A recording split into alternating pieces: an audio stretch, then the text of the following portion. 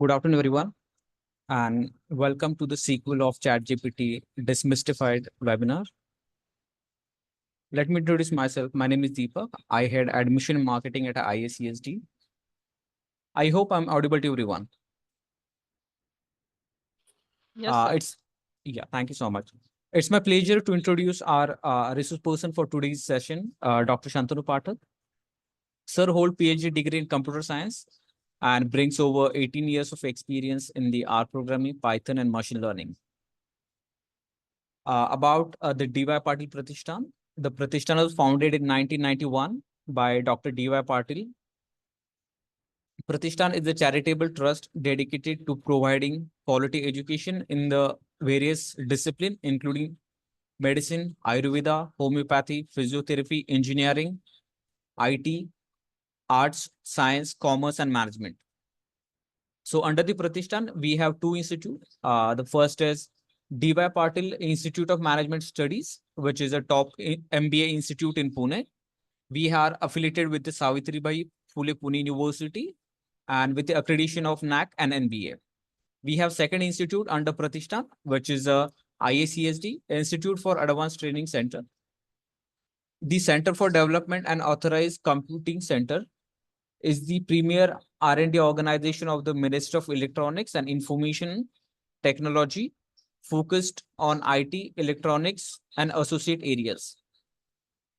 At ISASD, we offer the four courses: post-graduation diploma in advanced computing, post-graduation diploma in big data analytics, and post-graduation diploma in IT infrastructure, system, and security. Also with this, we offer the preparatory course for the CDAC, which called as the CCAT, pre-CAT, and the fourth course, which is certification course in data science. This is the series of webinar. The first webinar we done in the last week. The topic were like transformers, ChatGPT architecture, prompt engineering, and do and don'ts of using ChatGPT. So I would like to request Dr. Shantanu Pathak sir to take over the session. If you have any query and question, you can directly put in the chat, and the resource person, he'll get in touch with you. Thank you, Deepak sir. Thank you. Yes. Okay, everyone, let's continue with our journey with ChatGPT. Last time we had a brief introduction. We had a brief introduction about ChatGPT. Now this time we will go in more technical depth of the parts of ChatGPT. So in the session one, we had this agenda that what's ChatGPT. We discussed about how it is, the long form, and all those simple basic things, that advantages of ChatGPT, that is, it is trained on huge data set. Architecture, we discussed about how there are decoders which form the major architecture of ChatGPT, and decoders enable ChatGPT to perform the way it is performing. Then we discussed about the detailed architecture, how the user gives the input and how ChatGPT processes it at an overview level. So last time, this whole session, we were technically at an overview level. We were just discussing a few things. Now, I want to discuss two very important topics, that is the transformers contribution to ChatGPT in depth, like how really transformer works and what is this vector DB and how it really works. Last time we had just touched upon what is prompt engineering and limitations and do's and don'ts of ChatGPT. So this time, what we are going to focus on is first is what enables ChatGPT to find the right answers. Why it is that so many models were created till now. So much has happened in machine learning or AI till now, but then why ChatGPT was able to crack this? Okay. Why it is able to find the right answers. Also, when we will discuss this, how it is finding the right answers, it will lead to detailing of transformers and the vector DB. And obviously, as we are science students, we know there is nothing which has only advantages. There are always limitations to every technology. So at towards the end, we will discuss why ChatGPT is facing limitations and where to go next. Maybe improvisation on ChatGPT and few things as we go ahead. Okay. Uh, so guys, let's start discussing a little bit. Okay. So this is very simple revision of last time that GPT stands for generative. Okay, we are going to generate the text pre-trained and transformer. That's your GPT in your chat GPT. So chat GPT is trained over a very large data sets to interact with the users in different languages and generate answers for user queries. So how it is doing this? Using a generative kind of summary generation kind of a logic. We will try to touch upon these things as we go ahead in the session. Okay. And remember that ChatGPT, it is not unsupervised in the sense, don't think that nobody is there to train the ChatGPT or nobody. There are some people who believe that ChatGPT answers things automatically. It is not like that. It is pre-trained. It is given a proper training with lot of resources, lot of money, a lot of people. They have put their efforts to train ChatGPT on a very large data, and that's why it is able to work in this way. We will talk about it, and the main architecture, the backbone of ChatGPT, that is transformer. We will go in the details of this. So transformers contribution to ChatGPT. Now this time we will go into every of the contribution in details. Okay. Okay. So let's try to see. The first thing, guys, understand that when machine learning era began, okay, whenever people thought about okay, using computer for doing some kind of predictions, the first thing was that okay, they started doing some kind of predictions. So let's start seeing this, that why ChatGPT generates answers, how it all began. Okay, we will have a high level overview of these things so that you really understand what is the architecture of ChatGPT and why it is so. ऐसा ही क्यों बनाया लोगों ने ChatGPT को? Why it is like this? Okay, so let's try to understand this. Okay, so the first thing, guys, when people actually started working on machine learning, ML beginning, you can say, in the beginning of ML, first people were just focused on predictions of numbers.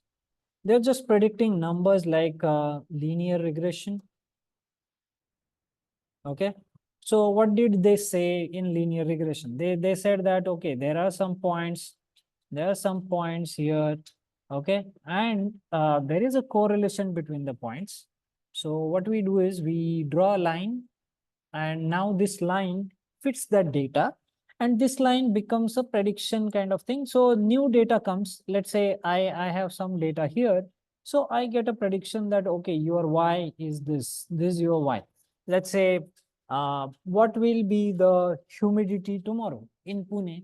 What will be the amount of humidity tomorrow? So what we are doing is we are plotting some humidity data versus the day data or maybe temperature data, and based on that we are predicting. So there is a linear regression which works only with the numbers, and linear regression, it's a straight line. Now people began with this, but then soon they found that, okay, it's not only a line. So not all data is not a line, right? I know you might be thinking that why I'm going in this simplicity of machine learning is because I'm going to connect this simple models to ChatGPT all over. So just be patient for 10 minutes and you would understand the whole connection. Okay. So Okay, so linear regression, the first thing people understood that the limitation is all data is not linear, right? You cannot solve all prediction problems using a single line or a simple line. So in real life, what happens is data is something like this. There is a sine wave, cosine wave, or think about a stock market. Stock market goes up and down like this. Even your heartbeat goes up and down. So it's not linear. It's not at all a linear thing. So how we deal with such a data which is not linear? So that's why people came up with something known as polynomial regression. So now what people said that, okay, there is a data, okay, so there is a data which is like this. So what we do is we take a model, we take a polynomial, and we do a curve fitting exercise. What do we do? We fit a curve on the data to get the right answer. See, this is all happening to get the right answers finally. Okay, I'm just telling you how things are improving. Now, the problem again with this is that, okay, you have a polynomial regression, you are predicting numbers, but what about strings? What about text? What about classification?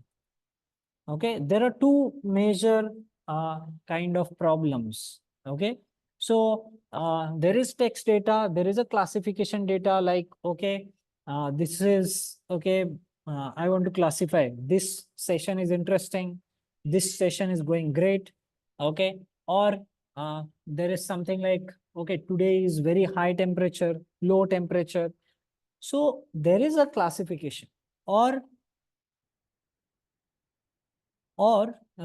you can think about text data. Now there is a sentiment analysis, sentiment analysis.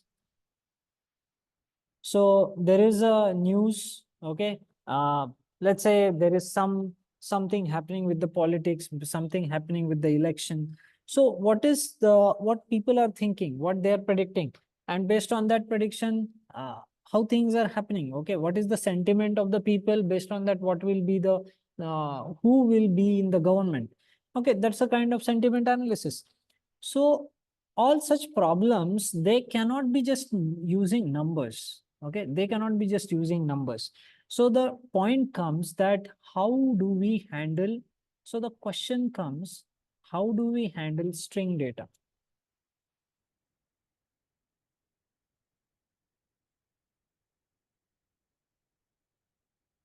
So now guys, this question has been there in machine learning since a long time. Okay, and people have worked on it. Like how many of you are from computer background? Do you know how a string or a text data is stored in a computer? Yes, can somebody answer me? Why I want to do this? Because I want to tell you that how much ChatGPT has gone through the evolution. How much ChatGPT has gone through the evolution, what all steps it has taken.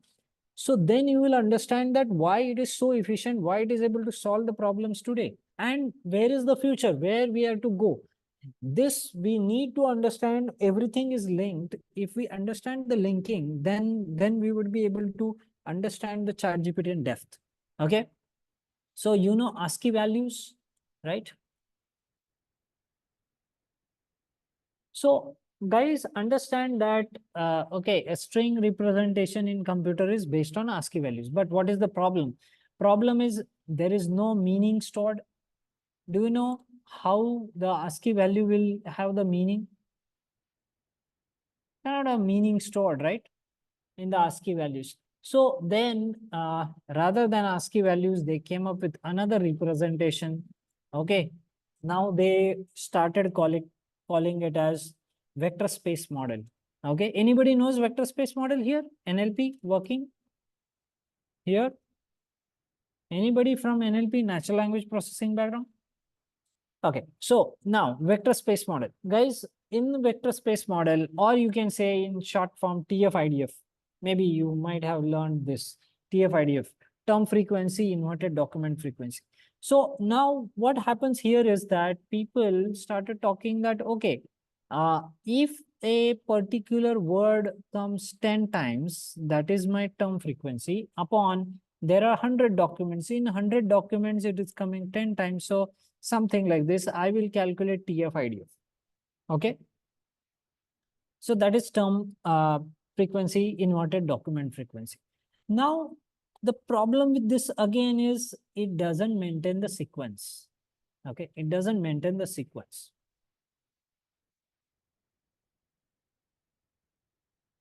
Okay, so in TF-IDF or in vector space model, sequence of the data or sequence of your words is lost. So now finally what they came up with, which is known as word embeddings. How many of you heard about word embeddings? Can anybody tell me here? Because you are attending ChatGPT session, that means you must have some background of NLP maybe. How many of you heard word embedding? Type Y in the chat box, please. Let me know how many of you know what is word embedding. Yeah, anyone?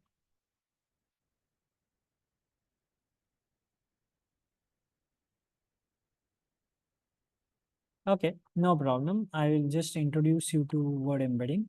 Okay, no issues. Okay, so guys, understand that when we try to have this data in form of text and we want to convert this data into numbers.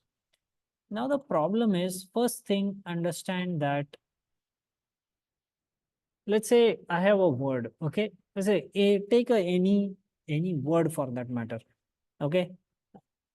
Suggest me a word for which we would like to have a discussion. Yeah, any specific word, like any word you can give. Window, or maybe run, maybe a computer, maybe PowerPoint presentation. Yes, somebody suggest me a word, put it in the chat box, or you can unmute and speak.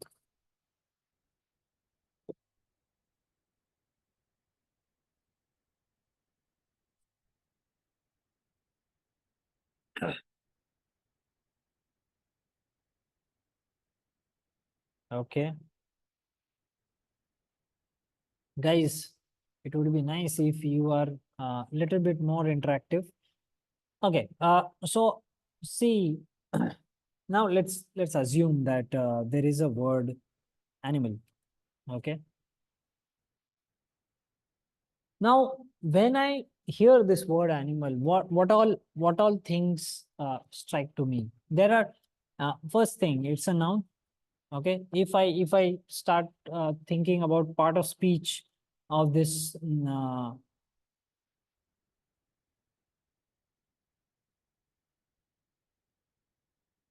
so if I think about part of speech of this word, it's a noun. Is it a singular word or plural? It's a singular word, one single animal we are talking about. Animals would be plural. Yes. So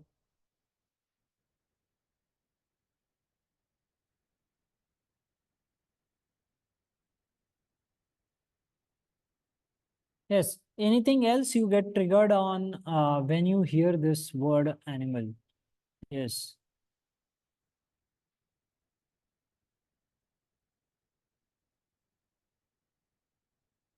I think somebody's trying to speak, but they are muted. Somebody's trying to speak, you need to unmute yourself.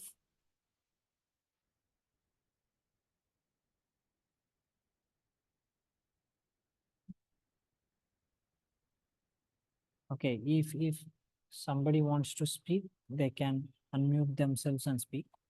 Okay, so understand, guys. Okay, let's say we are talking about a word, okay, animal. So now, okay, there is a movie as well. Okay, you can think about it as a movie name. That's fine. Okay, now understand that same word. Now we can, animal word, we can have count of number of characters for this. Okay, how, what all different ways we can represent this word. So understand, guys, the point I'm trying to make here is that a single word can be represented in using many features. Yes, there are many ways you can look to or look about the single word. It is not that single word is a only single one point. It has many features, it has many facets, it has many dimensions.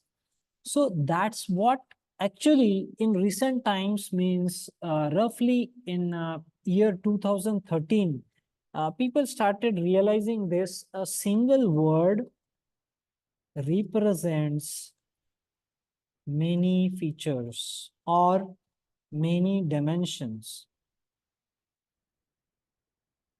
So that's when people started realizing that we need very in detail model to represent the words, and there came word embeddings.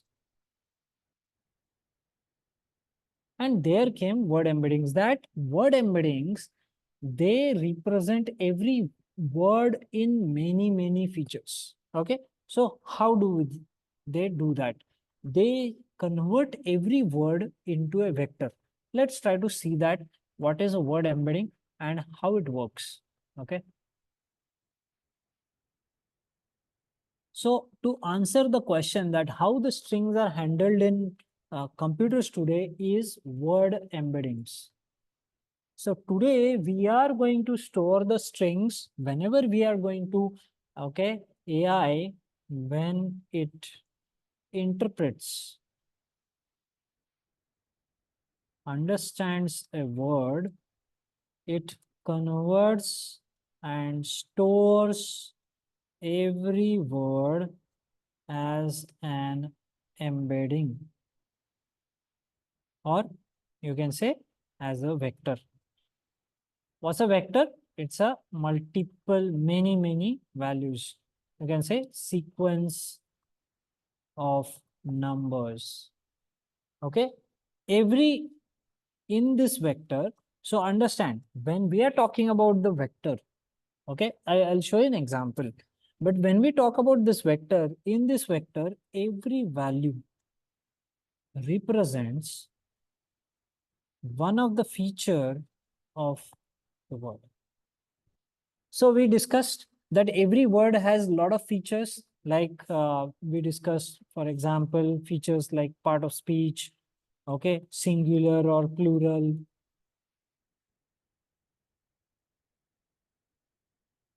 Okay, or you can think about count of characters. There can be many features of every word. So multiple features are represented as a vector, every value. So now what is the advantage of this? Now understand, when we convert a word into an embedding, the advantage comes that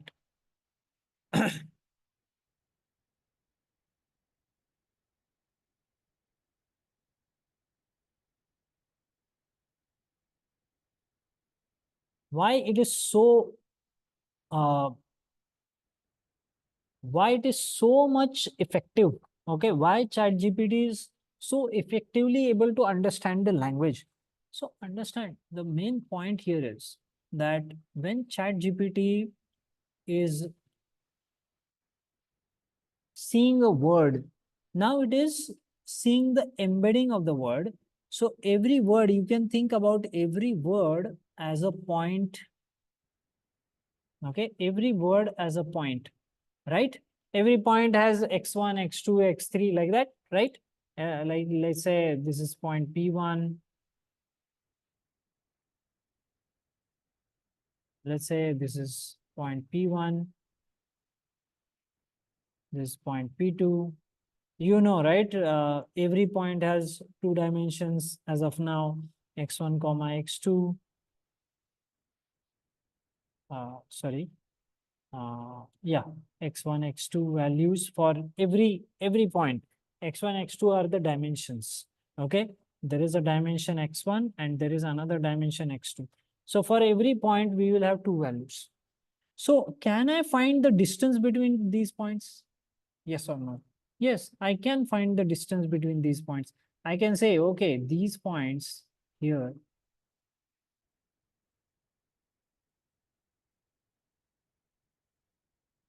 there are, I can say these points here, they are far away, and maybe there is another point P4. Now this point is very close to P1. I can find the distances in these points, right? So guys, understand the advantage of embedding is now when ChatGPT is trying to find out synonym. What is a synonym? A word which is similar, right? What's a synonym? Similar word, right? So how can I find a similar point to P1? Think about, like we have translated the problem because now every word is like a point. So instead of asking find similar word, we will ask find similar point. Are you understanding? So can you, continuing our same example animal, can you think about any word which is very similar to animal? Yes. So now you can say, okay, dog is an animal. So dog can be one word which is very close to animal because dog is one animal. Or you can say human. Human is like advanced version of an animal. Human is supposed to behave better than animals, right? So now understand that why we are saying that these words are related. How are we finding related words? Because those points will be close to this animal point. Are you understanding? So the embedding, the effect, see, the problem is if you just in the previous historical models, what happened is that people, they just converted text into ASCII values or simple numbers. But then they never realized that there has to be a better representation. And that's what is given by the embeddings. Embeddings is giving you a way that you can represent a word in form of numbers such a way that you can form the similar words, you can form dissimilar words, you can find the distances, you can do so many operations on these words. Okay, yes, okay. So this is one major advantage of ChatGPT, that what was that it is using word embeddings. And because it is using word embeddings, it has all this access to all these things. Now, guys, see, when we say word embeddings, now one more thing which actually is related to ChatGPT is the vector DB. Okay. Guys, I just had a question. I was drawing some things in the paint. You were able to see that paintbrush?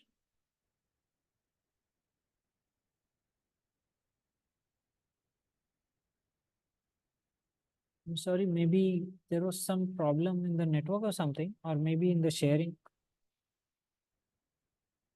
Okay, ठीक है.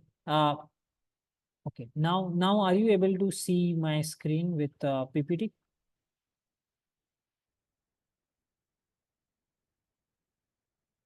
Are you able to see a paintbrush?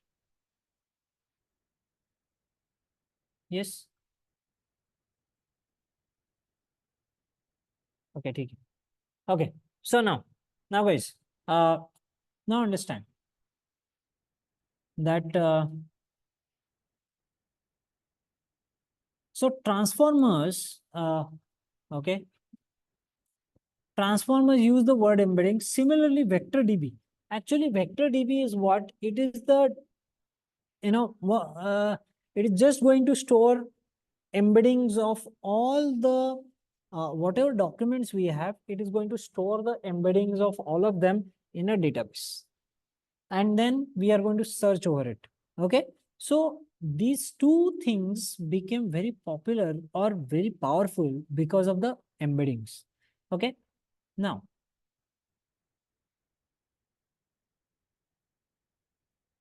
why I'm going in these details of embeddings is because it is very important that you understand the power of ChatGPT, why it is able to answer these questions. Okay. Now understand, guys, again, coming back to the original thing. Okay. Here. Yeah. Okay. So we were talking about basic ML models. What are the limitations?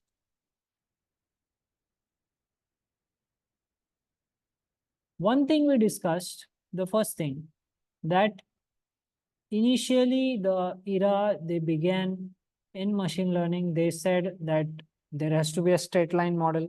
Then they came up with a better model. They said, okay, we will have a polynomial regression. That's a better representation. Now the problem is, now understand where is the problem lying. Now the problem lies, or the problem is a little bit complicated than we think. Now see, if there is a boundary, okay, this is my boundary of my machine learning model or my ChatGPT or my transformer, whatever model I am running, okay, machine learning or transformer, whatever. Now this is the boundary I am having.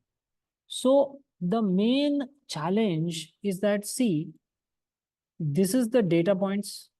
Okay, these are the red color. Are you seeing maroon color data points? Right? And on the other side, there are green points.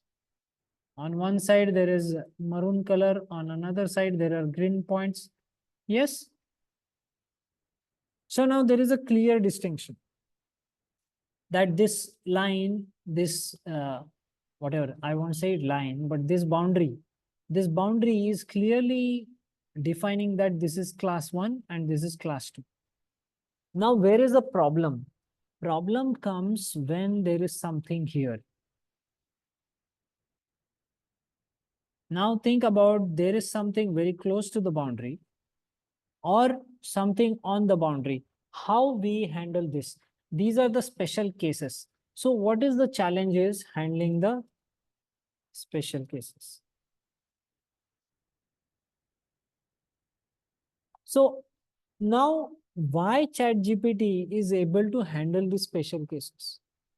Okay, that's the point of discussion today. Okay, so guys, understand the first thing we saw is the word embeddings. Okay, now the point. Okay, now the thing is how it is going to address the problem that there are boundary points, how it is going to improvise on this boundary. Okay, so what does ChatGPT do is ChatGPT learns on huge data.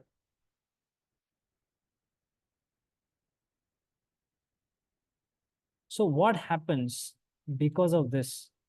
So because ChatGPT is learning on huge amount of data, what happens because of this? So see, we have lots and lots of data. So we have lots of points which are very close to the boundary also because the data is huge. So now when I'm going to create the boundary, it will be much finer boundary. Are you understanding? It won't be a simple boundary. We are going to think about, we will be, because there is a huge amount of data, it's like we will be able to zoom in. We will be able to zoom in into the data. And now we will see that this boundary point is not actually a boundary point. We can have a finer boundary. We can have another level of a boundary here. And this boundary will be very able to clearly distinguish between the points.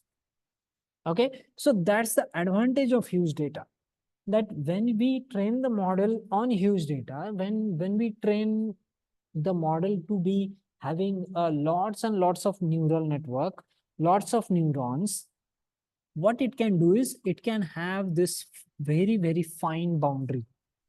Okay, and this fine boundary can address the special problem, the red color dot now can be addressed very easily.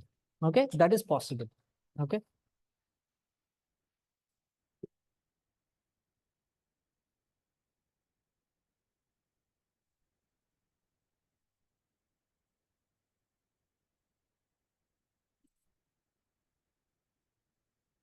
So one point, now we understood that what was the problem in normal machine learning. In one way, we saw the first problem, that's when we were converting text data into the numbers, previously we were using simple things.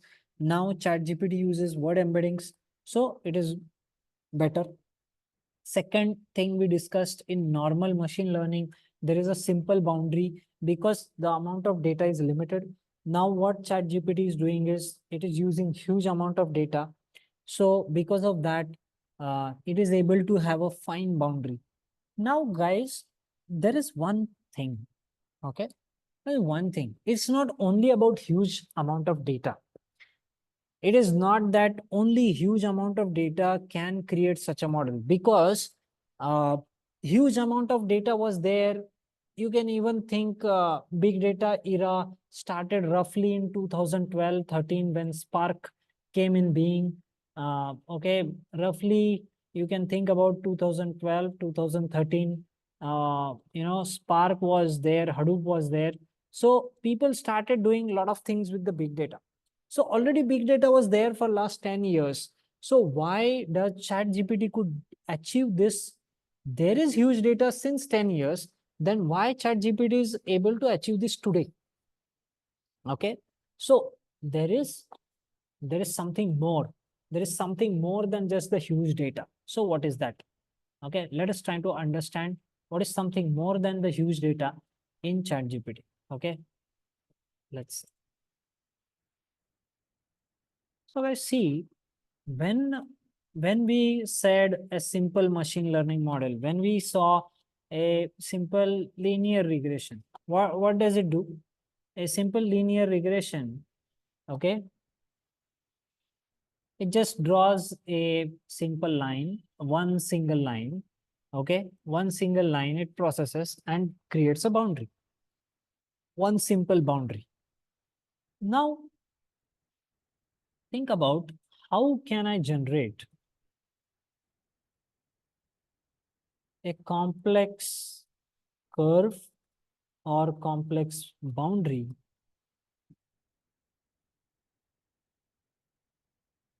using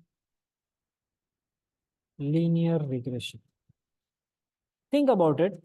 There is a linear regression problem. It's a very, very simple thing. Okay, I'm going today, I'm going into basics. Okay, very much basics, so that you are very clear. You should be very clear that okay, ChatGPT is not some magic. You should be very clear that why ChatGPT is able to achieve this. Okay, so guys, understand.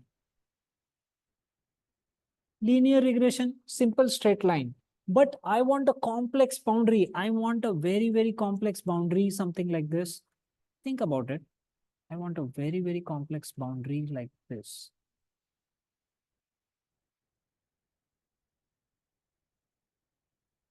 This is straight line. This is a straight line. Straight. So how can I generate this? Can anyone think about it? Let's say I have linear regression, I have LR, but then I want to generate such a complex boundary. How is it possible? Any ideas?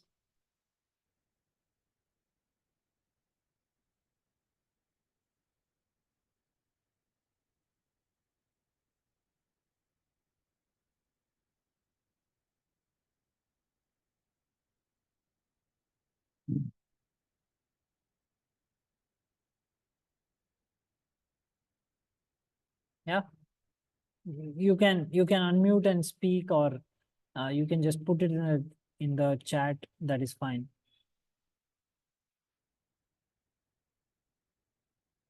Okay, very good, Bunty. Piecewise linear regression. Okay, Bunty. I would just say in very, very simple words, I would say ensemble learning. Yes? Yes? I hope you know what is ensemble learning. So what we are going to do is we are going to put a lots and lots of linear regression models, lots and lots of linear regression models together. We will take okay, we'll take one linear regression model like this. We will take another linear regression like this, another linear like this, another this, another this, another this one, this one, this one. And we are going to combine all of them, combine all of their boundaries and permutation combination kind of stuff, and check out that, okay, this is the boundary which I'm able to generate. So guys, what happens if I just tell you one neuron in a neural network is linear regression? So it's not only in linear regression, there is little more. One neuron in neural network is linear regression with non-linear activation. So understand, in a neural network, the essence, the background of neural network, a single neuron, if you really, I don't know how many of you already studied what is a neural network. So if you take the equation of neuron, you will understand that actually it's just a linear regression equation. So a neuron, what it does, it has two parts, summation, and then there is a activation function. The summation part is says capital X is equal to A plus, you can say, or you can say B0 better. I would be more statistical. B0 plus B1x1 plus B2x2 plus dot dot dot. This what is the summation. So this is what is the equation of a linear regression or a polynomial, not polynomial actually, linear regression model. So this is what is the equation of linear regression, which goes into the summation of a neuron, and then there is an activation function which is applied over this linear regression. Okay, and this activation function can be linear, sometimes it can be linear, sometimes there is non-linear activation function, and most of the time it's non-linear, like ReLU, sigmoid, or any standard activation functions you take. So what is happening? See, I'm really going the root of this, that understand guys, your large language model, LLM, basically what it is doing is it is combining lots and lots of neurons, it is combining lots of such boundaries and generating a complex boundary. Lots and lots of ways, you can think about millions of linear regressions together, millions and billions, millions of them, you are putting them together, millions and millions of them. And because of that, it is able to generate that complex boundary.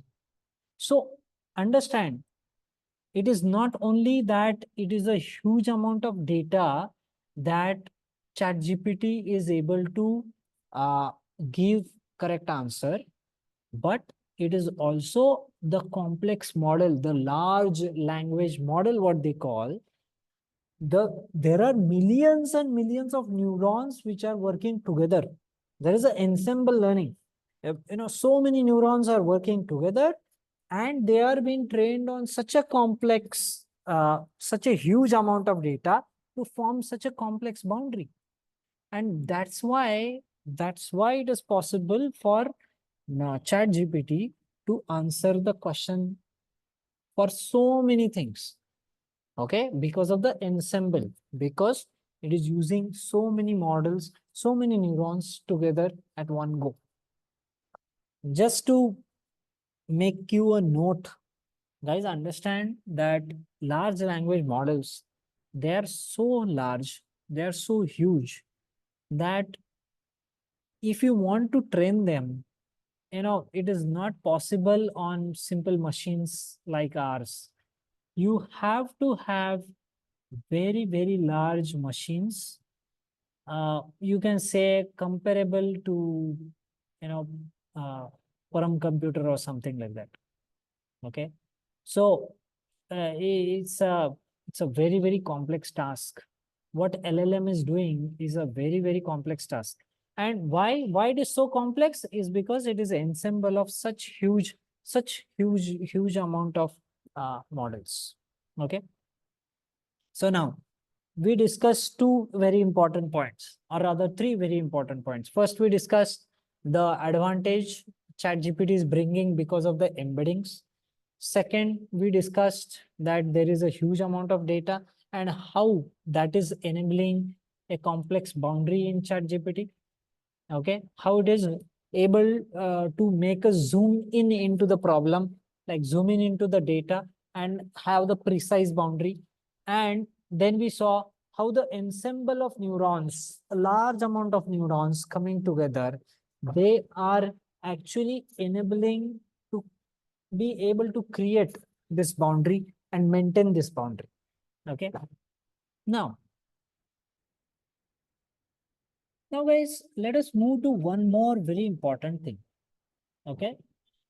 Till now we discussed few things, but one very important thing which ChatGPT came up with, or rather I would say transformers they brought into, is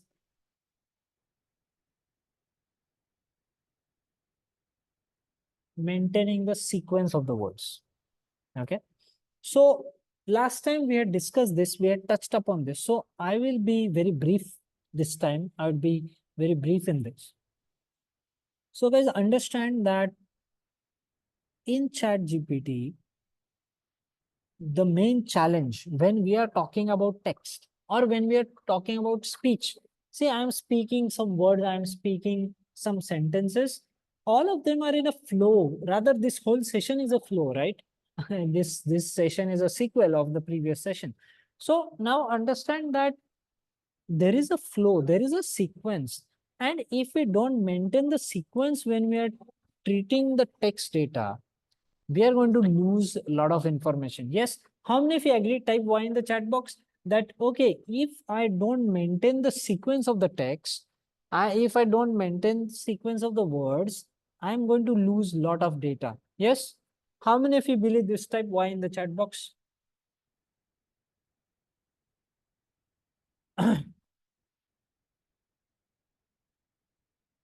So guys, positional encoding is actually answering this thing. So positional encoding, what it does is when we have a sentence, I am at CDAC. So now what it is doing is this positional encoding is actually not only converting your word into word embeddings, right? We just discussed that there is a word embedding for every word. So not only word embedding is created using the sentence, but every word will have a position encoded also. So position of I is 1, am is 2, okay, at is 3, CDAC is 4. So we are going to encode this position, and because of this, it will be very, very helpful for us to understand the meaning of the sentences. Now, one more point which transformers or ChatGPT brings in is a innovative tokenization. It can handle unknown words. We will talk about this briefly, in just matter of few seconds. Okay. Basically, unknown words when they come, what transformer does is, if let's say there is an unknown word for you, some kind of a word, maybe a word. I'm just thinking about maybe lazy learning. Maybe you are not heard about this lazy learning. So now this is a new terminology for you, let's say for you. So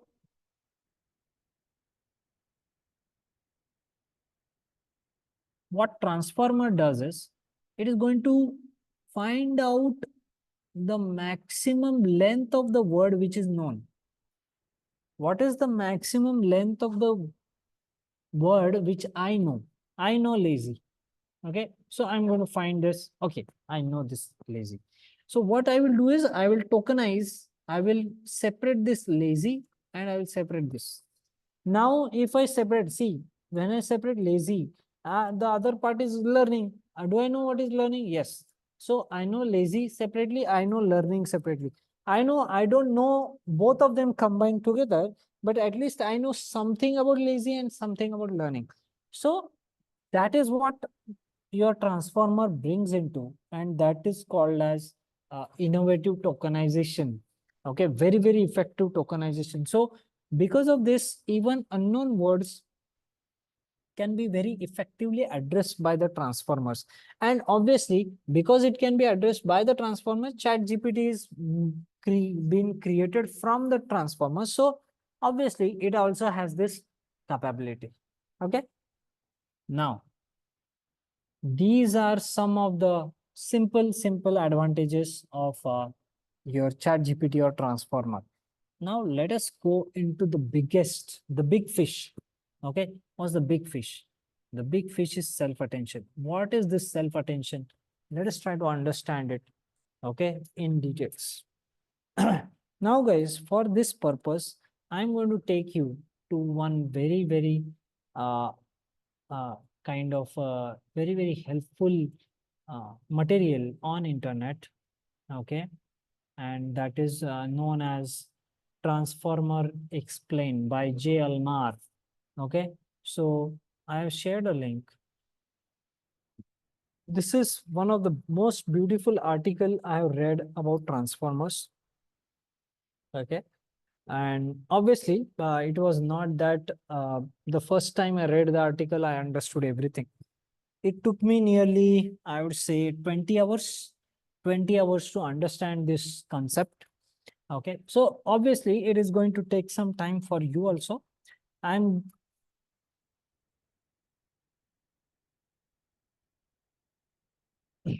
sorry. Uh, I'll be very brief in mentioning few very important things from the transformers. I'll be discussing in short way, and I'll be highlighting some parts. So this J. Almar, this is a person who has really presented the understanding of transformers in a very, very simple way. So at a high level, at a very high level, what is a transformer? So transformer is a large, you can say sorry, there was some problem. Are you able to hear me? Yes, sir. The line was, Yeah, there was some problem. Okay. yes. Yeah. So, so guys, so see, there is a high level overview. So you can say transformer is a language model. It understands or it models the language. Okay. So what is a transformer? Now I'm going in the technical depth of it. So transformer is a language model. Okay. What it does is models a language. Okay. Models a language. So see here. Now example is, let's say there is some input in some other language other than English. So now transformer understands this language. Let's say transformer is trained to understand this language. And now it is also trained to convert it into English.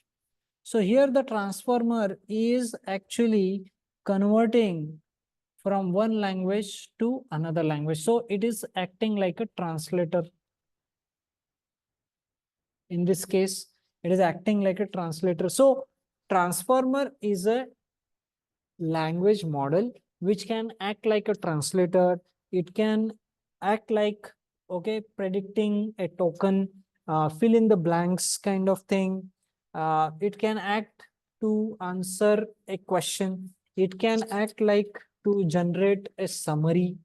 Okay, so because it is a language model, it can do lot of stuff related to the language. Okay, any kind of natural language, you can say English, Hindi, Hebrew, French, so many languages. So now this is a very high level overview.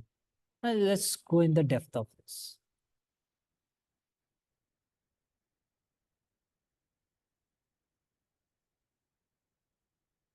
So how does transformer actually is able to model the language?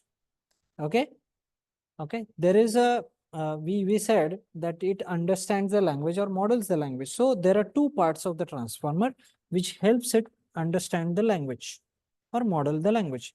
The first part is known as encoder and another part is known as the decoder. So what does encoder do is it tries to extract, okay, from the given inputs, it tries to extract some very vital information.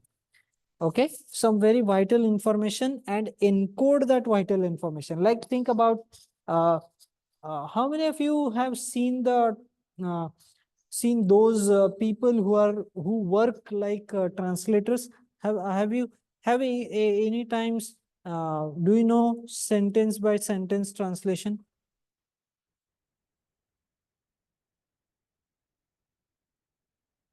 Have you heard about this term? Like there are some people who translate English into Hindi. So some person is speaking in English. So there is a translator, he comes and he speaks the same sentence, okay, in the way that, okay, it's in Hindi. So it is happening sentence by sentence. So what is happening is when there is a input coming, okay, let's say input is coming in Hindi. So here it is Hindi. Hindi is coming. So Hindi is coming. Now encoder is going to extract the meaning from that Hindi sentence. That okay, what's the vital part of this Hindi sentence? अच्छा, मुझे transformer समझ में आ रहा है. How would I translate this? I translate, okay, I am trying to understand transformers in some way. Okay. So first encoder, it takes the input, understands the essence of that input, and this essence is forwarded to the decoder. Now decoder gets the essence, okay? So encoder encodes the essence, extract the most important stuff from the sentences or most important stuff from the language, most important stuff from a paragraph, and then it gives to the decoder. Now what does decoder do? Decoder is from the essence, it is going to generate in the destination language or it is going to decode it. Whatever was encoded or put as a brief or essential understanding by the encoder will be decoded by the decoder. And finally, you will get the output. So this is in essence the transformer. Now, how does this encoder works and how does this decoder works? Now, this is a more detailed diagram. There is no one encoder or one decoder. A transformer is actually a very large neural network. Okay.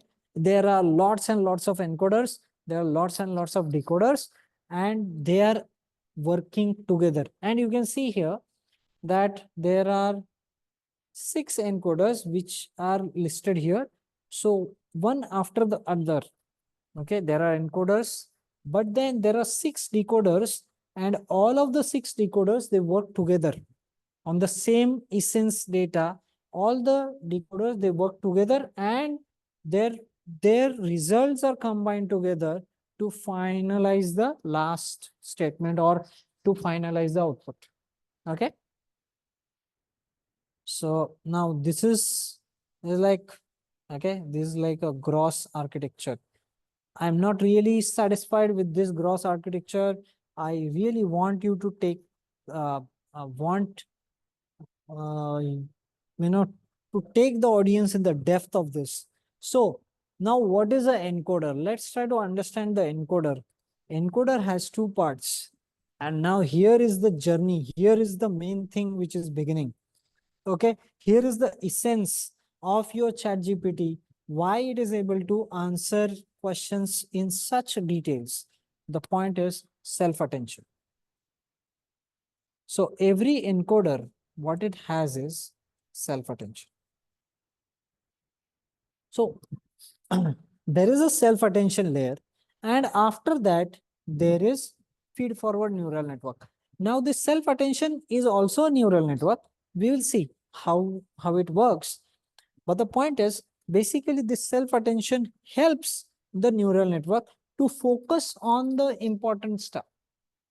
Okay, rather than focusing on everywhere, every place, what we do is we try to focus on very, very important parts of the things. And because of this, the learning, the transformer, it is learning, or the transformer which is giving the output, it is very, very effective. Very effective outputs are given. Now, so there is encoder, self-attention, feed forward, and this encoder, there are lots of encoders, give the output. Now again, understand, even in the decoder, there is self-attention again.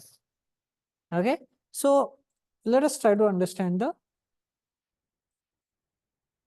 yes, let us try to understand the self-attention. So that's why we have taken an example. So here, rather they have taken an example. There is a sentence, this is a French sentence. So the French sentence is this: I am a student. This is what is written here in French. So now what is happening is, we discussed there is word embedding, right? Word is embedded. So every word will have some dimensions. Yes, we already discussed. Every word comes or brings in multiple features. So we convert one word into a vector. We are not like a one word is a single value, single number. One word we will put it as a vector. Now that is called as word embedding. So we have word embeddings for this. So in case of transformer, the size of the word embedding vector is 512. Okay, that is fine. We will not go in that detail. I'm limiting myself to some details of the transformer. We are not really into calculations. Okay, maybe some other time. Okay. So, okay, fine. So the point is that every word is converted into word embeddings. And these word embeddings are going to come to the transformer encoder. Okay, so what does happen? So see, we are going into the encoder. So encoder gets the word embedding as input. Now these word embeddings will be processed by the self-attention layer. Now understand, this self-attention layer itself is a neural network. It's not a simple because again, it's a layer, right? So layer means it's a neural network. So basically there is a neural network which is going to extract most important information from various angles. Okay. So that is your self-attention. Okay. Let's see how does self-attention work. Okay. Self-attention at a high level. They have taken a very beautiful example. What I am going to do is I'm going to take this example which they have taken. Also, we will be taking one more example for our understanding purpose, that what is happening in self-attention. So guys, see here, the animal didn't cross the street because it was too tired. अब यहाँ पे क्या बोला जा रहा है? यहाँ पे बोला जा रहा है कि ये जो सेंटेंस है, ये सेंटेंस में से हमें मीनिंग एक्सट्रैक्ट करना है. तो जब हम मीनिंग एक्सट्रैक्ट कर रहे हैं, तो मीनिंग एक्सट्रैक्ट करने के लिए इसका इसेंस समझना बहुत इंपॉर्टेंट है, and that's why we have self attention. इसलिए सेल्फ अटेंशन आया, इसलिए एनकोडर डिकोडर आया, और उसका सबसे इंपॉर्टेंट पार्ट है सेल्फ अटेंशन। तो now let's see what is this self attention. So अब ये सेल्फ अटेंशन क्या, सेल्फ अटेंशन क्या कर रहा है, one very simple example which is it. Now see this word it. If I just say it was too tired, अगर मैंने सिर्फ इतना सेंटेंस लिया, will it make any sense? It was too tired. अगर मैंने ऐसे बोला तुम्हें, what is the meaning of such a sentence? You will ask me, what is it? Yes, yes. You'd be forced to ask, what is it? Because it was so tired. So it was too tired. So there is no relationship or there is no understanding for the word it. So how your neural network, how your transformer, how your chat GPT is going to understand this it? So it is going to use the previous sentence, or what we call it as, we will use self attention. So we will take this word and we will try to find out what is the relationship of this word with other words. There are so many words. We will try to find out what is the relationship of this word with other words. So can somebody tell me, guys, that, okay, it, in this sentence, what is the meaning of it? You can put it in the chat box.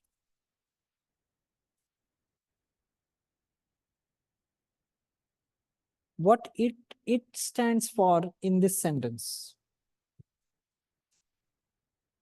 कौन से word से सबसे close connection है it?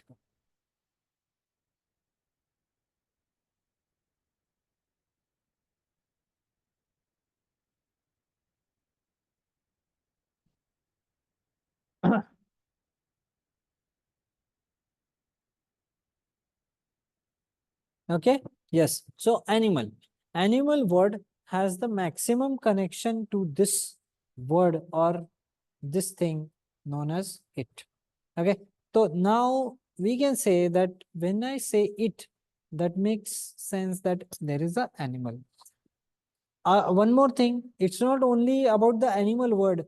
Does it has connection with was? Yes, because they अगर रहता animals, अगर animals रहता तो they होता यहाँ पे, and they रहता तो where होता.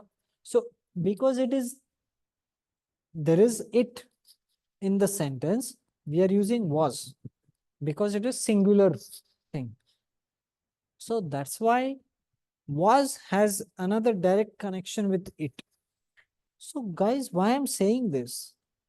These such kind of connections. So it has connection with animal and it has connection with was. So such kind of connections are found using self-attention.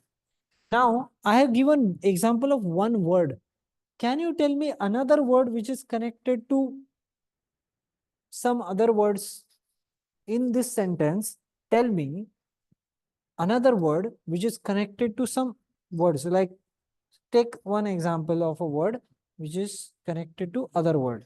Yes. Think about it. Like here, I showed an example. It word is related to animal. It word is also related to was.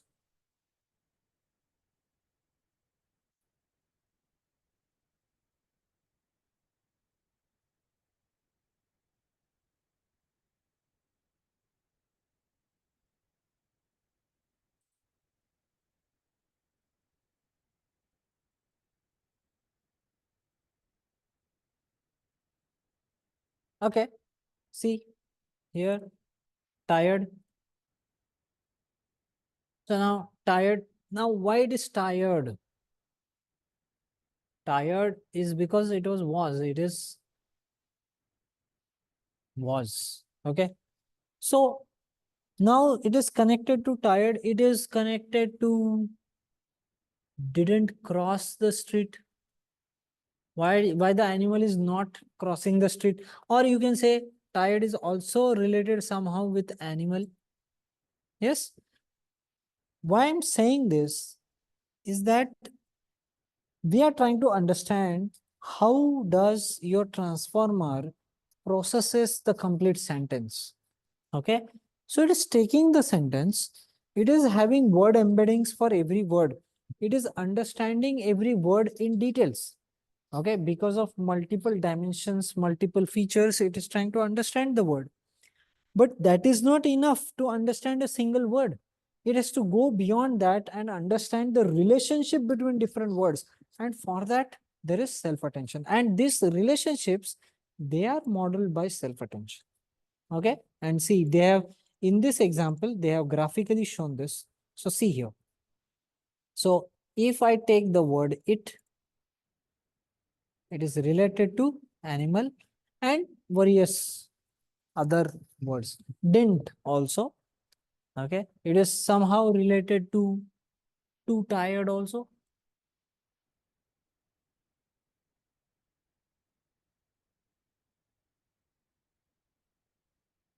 Are you understanding?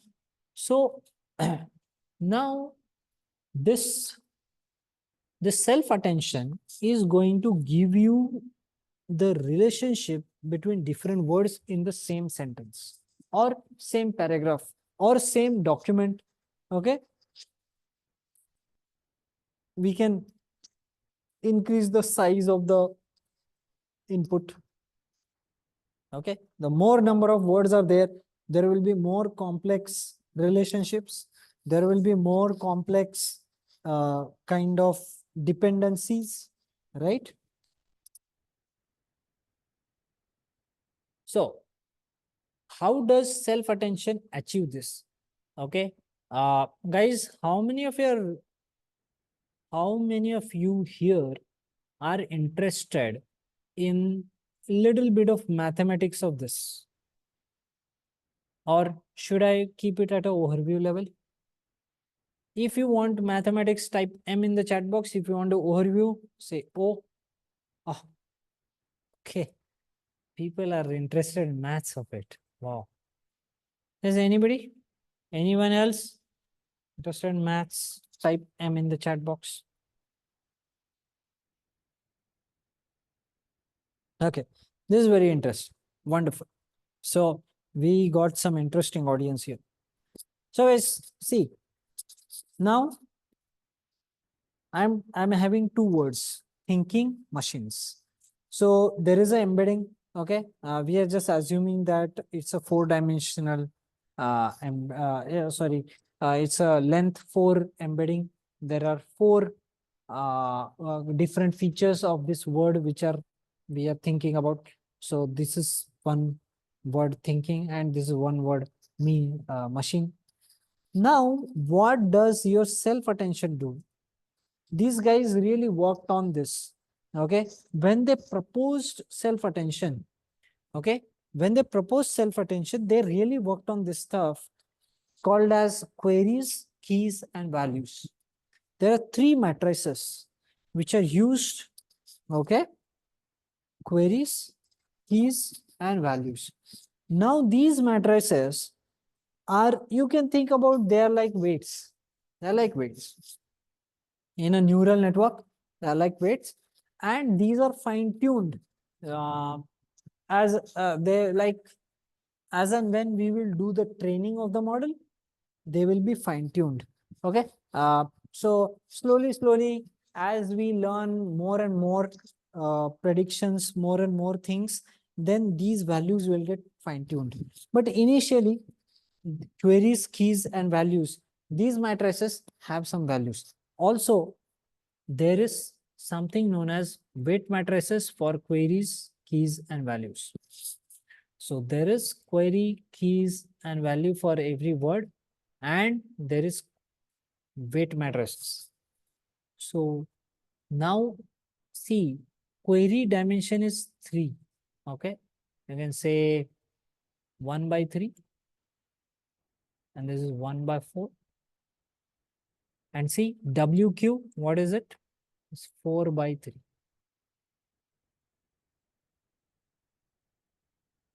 Okay. So now you can imagine this.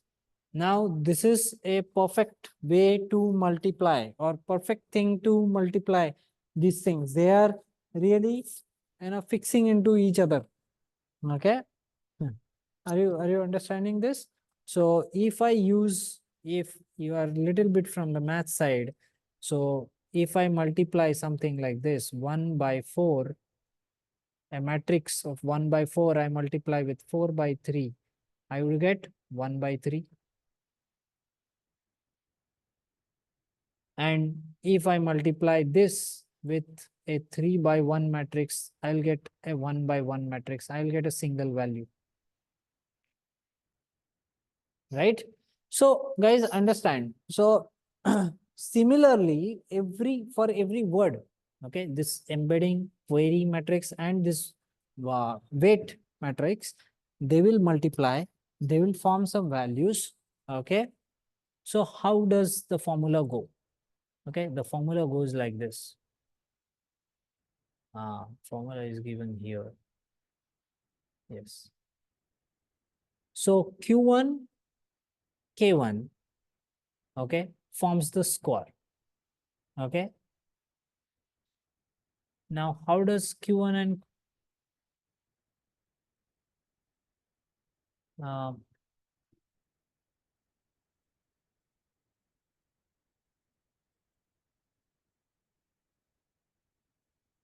I'm sorry.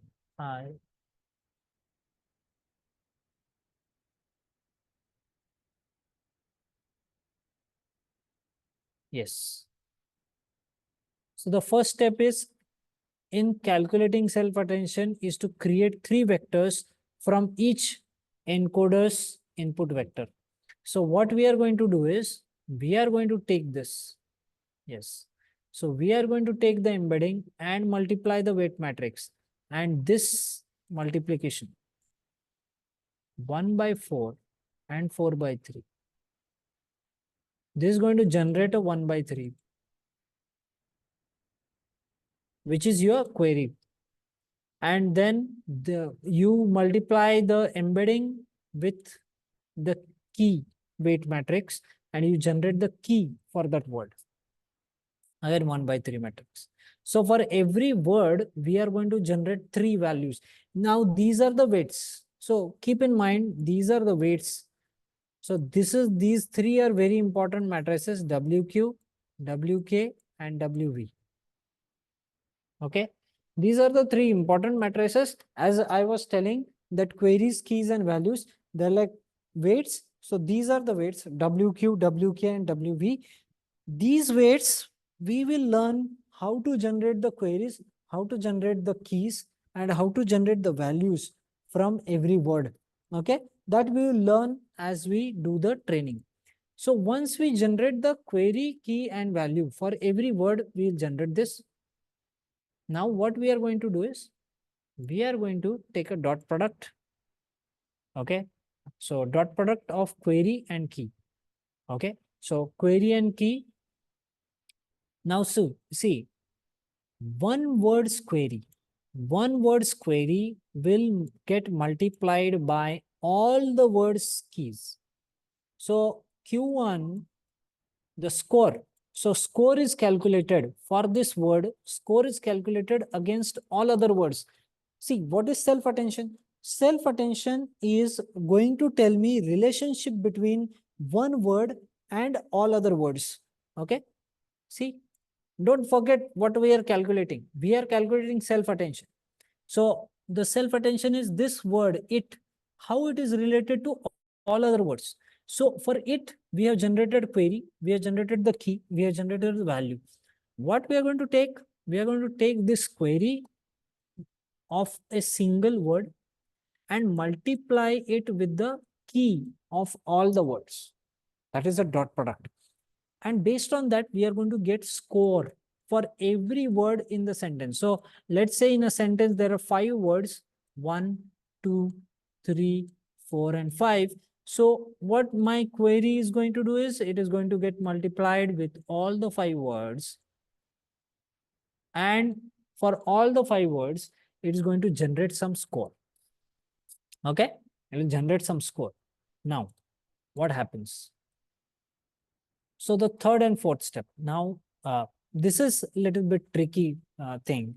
They have really used a, what do you say? Some kind of an assumption, okay, they have made here. So what they have done is they are used divide by 8. Okay, so now why they have done this? Why not? Why 8? Why not 13? Why not 24? There is the explanation is they were trying out few stuff. They were trying out few numbers and they found that 8 is working most efficient. So they just kept it 8. Okay. But yes, later on, this can be improvised. There must be some scientists which must who are working on this stuff that, okay, how we can improvise transformers if we change the values. Okay. Okay. So now this 8, they are going to divide. So whatever score, we are going to divide by 8. And then we are going to apply a softmax. So what is a softmax? You must have studied it in machine learning. So this softmax is 14 and 12. We are going to take, how good is 14, okay, in the total score. In the total score, if we consider 14 and 12 are the two scores. So in the total score, how good is 14 and how good is 12? And softmax will help us if something is having a high value, it will be given more high value or higher values. And if something is having a smaller value, it will be further decayed or it will be made further small. So you can see 12 is given value 0.12, but then 14 is given value 0.88, which is a very high value. So 14 is on a higher side, so given very high value, and 12 is on lower side, so it is giving very low value. Okay, so that it will be very distinguishing for us. Okay, so we apply softmax. So using softmax, what happens is that now we can very clearly say which are the words in the sentence which are related to the current word. Okay, it is very clear that to the current word, this particular stuff is very related. Okay, obviously, this is the word itself, but then we can imagine the scores. Okay, now fifth and sixth step. Now understand, this is really interesting. Now here comes the value part. Now what we are going to do is we are going to apply the value.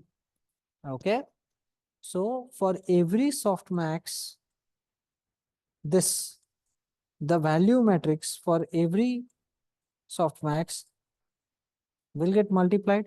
We have already calculated the value matrix or value array. And what we are going to do is we are going to do a summation of all these values and put it in a final score. So there would be a summation of these values, okay, because based on the value matrix and based on the softmax. So guys, understand, in summary, what is happening is this diagram, one diagram is a summary. So understand that we are getting a word, we are having a word, okay, this is W1, this is W2. These words we are multiplying with some matrices and using them, we are converting a word into 3 different parts: query, key, and value. Okay, we are converting them into 3 parts: query, key, and value. Now, when we get these 3 values, what we do is using query and key.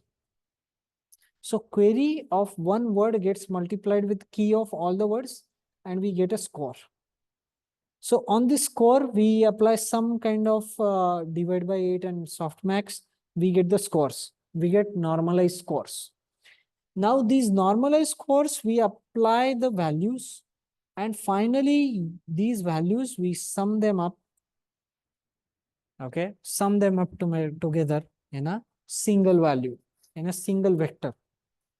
So now this vector, now this thing will represent. So what does it represent? So see. So these are the matrix calculations. So see, X, WQ gives the query matrix. X multiplied with WK gives the key matrix. X multiplied with WV gives the V matrix. And this is what softmax of Q into KT upon square root of DK, which is 8 multiplied by V. And finally, we get the Z. Okay, this is the matrix kind of operation, which you already saw above. Okay. Now, we get this Z, which is the self-attention score for every word. So this Z, we are going to get this Z. So Z1, Z2. So if there are n number of words, we are going to get n values of Z. So for every word in the sentence, we are going to get one Z vector or one Z array.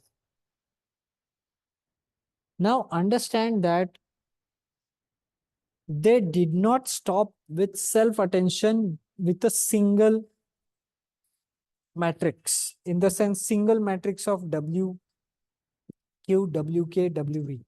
What they did is they created 8 heads, 8 self-attention heads. So in 8 different ways, we are going to calculate the Z. 8 different ways we will have this WQ, WK, WV. 8 different ways. And all of them will give different values of Z. And because of this, what happens? See, all these attention heads, we get the total understanding of it. Okay. Okay. And we get the final Z. So what does that mean for us? I'm just going to fast forward a bit. So see, now what does that mean for us? So there are 8 different ways we are seeing the same sentence. Okay, because there are 8 self-attentions we have applied. Similarly, can we apply 10 self-attention? Can we apply 14 self-attention? Can we apply 20 self-attention? Yes. And nowadays, in the latest transformers, more and more powerful language models, they are increasing number of self-attention heads which are there in every encoder.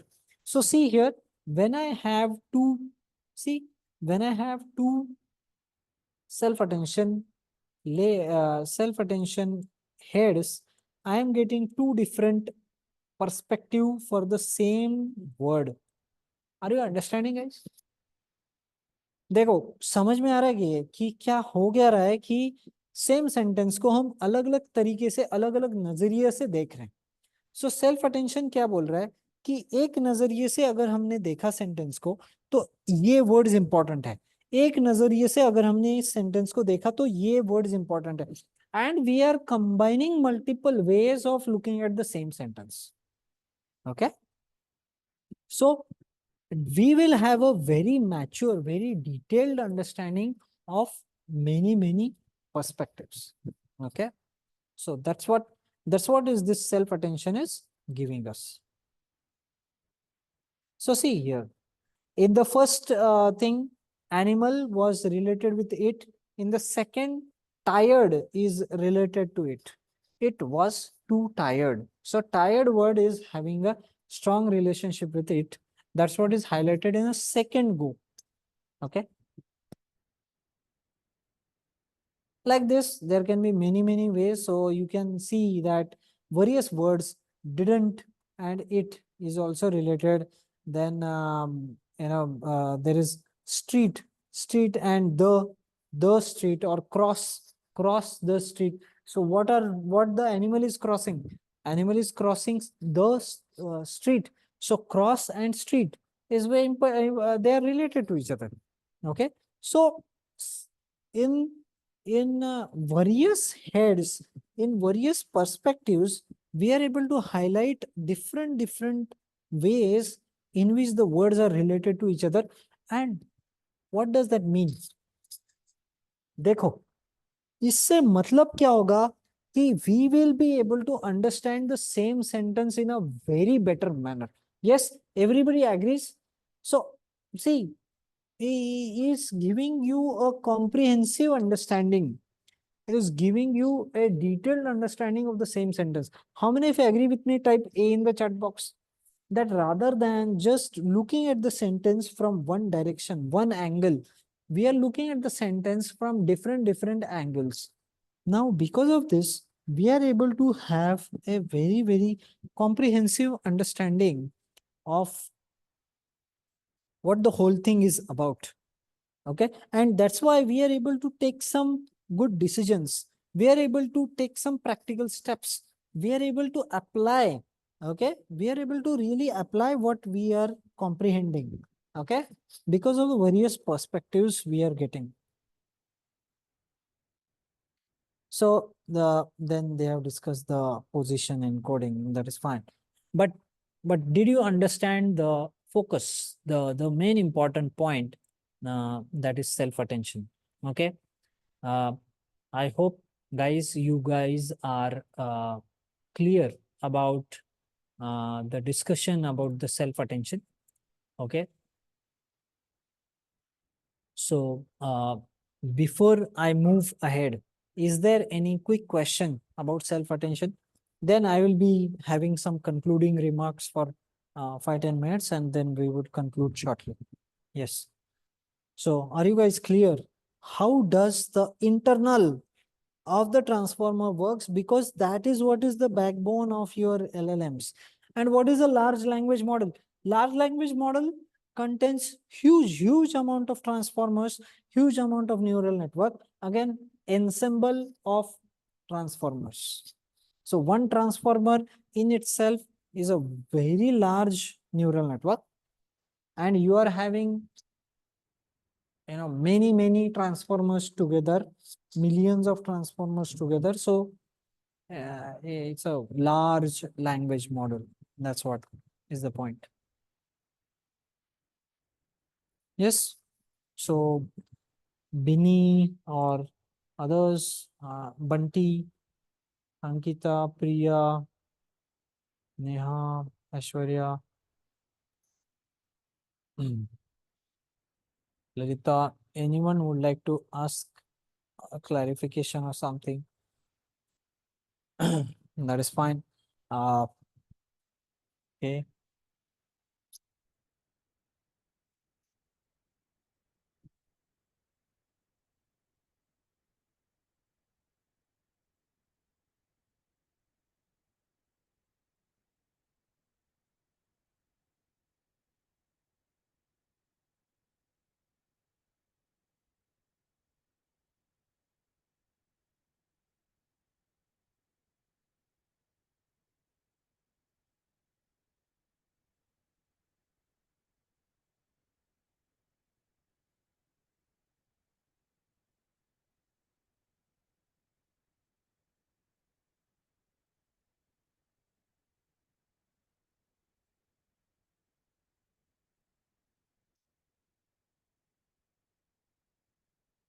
Okay, it's good. So anybody having a clarification to make? Oh, Lalita is trying to speak. Your voice is not audible, Lalita. Maybe there is a problem with the mic, I say, mostly. Can you please type it?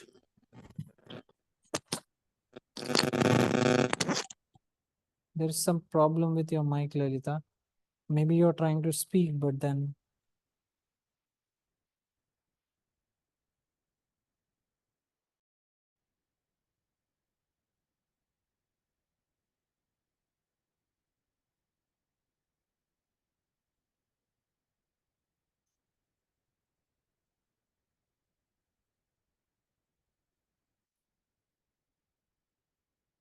you can put the question in the chat. That's fine. Fine. Okay, no problems. So now, guys, we discussed the ChatGPT architecture, I would say, in the next level depth.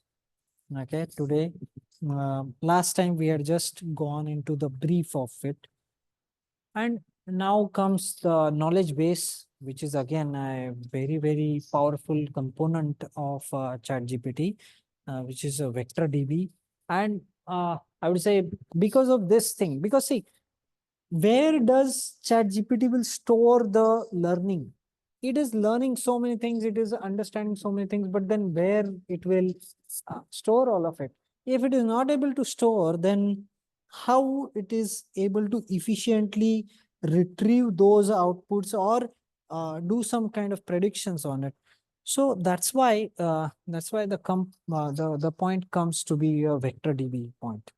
Okay, so that's the knowledge base of ChatGPT. Okay, vector DB, and it is based on word embeddings. So we already discussed about word embeddings, that every word is represented as a vector. Now the complete document, all the words in the complete document will have the representation in form of vectors, vectors, many vectors together. And then vector DB, it will store this. Okay, all documents are converted into embeddings format and stored in a database, enables searching all relevant documents, stores, indexes, efficient queries. Also, guys, one very important thing is, let's say in vector DB, you have some 100 documents. Okay, some 100 documents. Now, what is going to happen is it can enable us topic wise search, in the sense that, let's say, like prompt engineering, which we saw, which we had a discussion last time, that prompt engineering. Okay, so prompt engineering, uh, okay, so what we do in prompt engineering in ChatGPT, we give a prompt to the ChatGPT, and based on that, it reduces its search to, or limits its search to, particular things. So how it is possible? This is possible because of its backend, that is the knowledge base, that is the vector DB. So this vector DB enables us to limit our searches, limit the ChatGPT search to a particular kind of topics. Okay, this is very powerful. And guys, now because of this vector DB, there are a lot of technologies, there are a lot of companies coming with this kind of databases, which can store the embeddings, which can store the text document in completely new way in form of embeddings. Okay, and this I think is a new era in the database technology, triggered by ChatGPT and large language models. So that's all from my side for details of ChatGPT, ChatGPT Demystified Part 2, which we were discussing since last week. Now we discussed some preliminaries of ChatGPT, what it is, what are the basic technologies, what are the basic components. In today's part, we went into the depth of how transformers, they actually are able to really prove something better. They are really able to extract some meaningful stuff from so many words or so many sentences and those things. There is one, I would say one last part which needs a very much attention, is evaluation metric. Guys, understand that how many of you believe that ChatGPT is very powerful? Type Y in the chat box. ChatGPT is possible, very powerful. So there are some students coming here. They are saying yes, it is very powerful. Guys, being a ML researcher from last 10 years, I differ. I say ChatGPT is just a beginning. Why? The first thing is the evaluation metric for the ChatGPT. Evaluation metric for the ChatGPT is based on glue score or super glue or hella swag or truthful QA or MMLU. If you really understand the evaluation metric of these in details, you'll come to know that none of these metrics is actually addressing meaning or actually addressing what is the real thing getting conveyed by those words, by those sentences, by those documents. It is just trying to understand the similarity in the words, trying to understand the similarity in the structure of the sentences, trying to understand how much of the sentences or words are repeated. That's all. So evaluation of our ChatGPT, our success is just based on some repetitions, some similarities, and it is not at all based on some kind of meaning, some kind of real understanding of deeper understanding of the words. So I believe that because of the evaluation metrics used today in ChatGPT, because they are very basic, so ChatGPT as a whole model is very basic, and there is a lot of scope for improvement. There is a lot of scope for research. So those I'm seeing here in the meeting, we are having some doctors and researchers here. I really say them that you can really go on and explore these benchmarks, explore these evaluation metrics, and take them to the next level, because that's what, when you go in the depth of the evaluation metric and take it to the next level, then ChatGPT can improve. Okay. One way of improvement is you take a supercomputer, you take a bigger computer, you take a bigger model. But then also at a ground level, we have to, as a researcher, we have to work on that. We have to work on the evaluation metrics. So with this note, I would like to conclude the session. Thank you guys. Thank you very much for your active participation. You were there for this session. I know it was there, taking you to some really technical depths. Maybe some of you were very not comfortable with that, but that's fine. Okay, we saw it in a technical depth. So thank you very much. Anything else anybody would like to ask, or any comment or something? Any clarification to make?